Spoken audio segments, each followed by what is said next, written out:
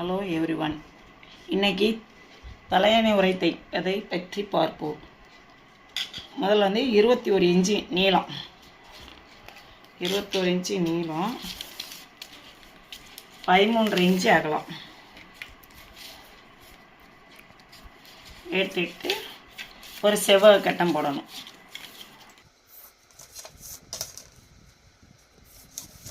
இது 2 பீஸ் எடுத்துக்கணும்.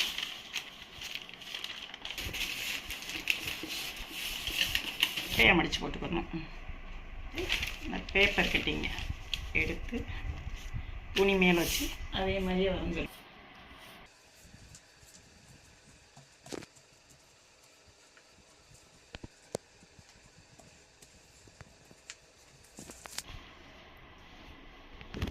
துணியில் வரைஞ்சி பேப்பர் வச்சு துணியில் வரைஞ்சிட்டு அப்படியே சிசர் வச்சு வெட்டிடுறாங்க.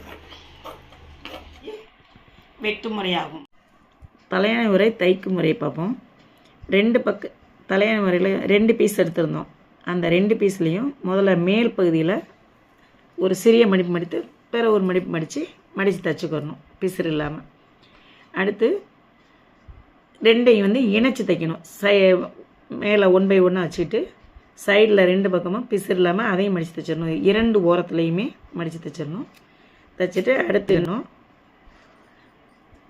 அடிப்பகுதியிலையும் தைச்சிருக்கணும். தலையணை உரையில் மேல் பகுதியில் மட்டும்தான் திறந்த பகுதியாக இருக்கணும்.